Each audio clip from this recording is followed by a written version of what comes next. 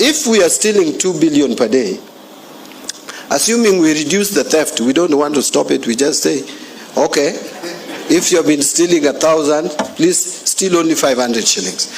If you have been stealing 100,000, steal 50,000.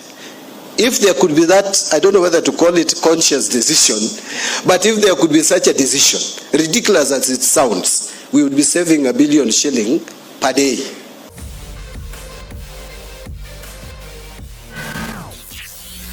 As per John Mbadi, CS Treasury and National Planning, we steal 2 billion Kenya shillings every day. This is kind of, when you do a simple math, let's just do a simple math.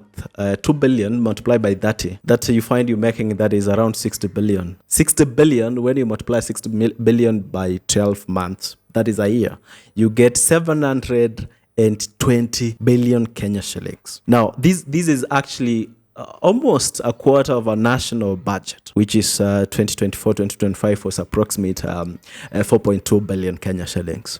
You can imagine the damage we're doing in this country. Now, to mention on that, now let's just break it down to see what can 720 billion do actually in this country. Now, taking for example, let's have the Kaspa Highway, which was constructed approximately, I think that was some time back, which was the value of around that 2 billion. Now, let's say currently, today, that 2 billion is around 50 billion. So when you do a simple maths on that, you'll find that you can calculate, you can have like, over 10 Dikas per highways in this country. And talking about that, that's just an example. If you can also take this cash, this money, and invest in industry, invest in education, na pia katika health, you can imagine what you can do. So with such amount of money being stolen every day, we even don't, if we can have a good management actually of our finances, hata tutaki kuchukua hizi loans za IMF, hizi tunadharauliwa now and then, we can be stable, we can be independent. Let's just listen to that video from CS Mbadi. Some of us steal money here, we go to Tanzania, we invest it there. Because when we invest it in Kenya, it will be more visible. You also bring money from Tanzania, some of it by road, na magari, mnapitia, mnakuja hapa Kenya, you start constructing buildings around here. That is what we do. So, if we are stealing 2 billion per day, assuming we reduce the theft, we don't want to stop it, we just say, okay, if you have been stealing 1,000, please steal only 500 shillings. If you have been stealing 100,000, steal 50,000.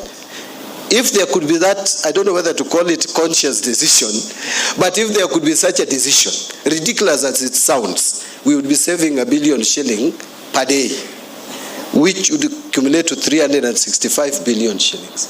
That is more than the external borrowing.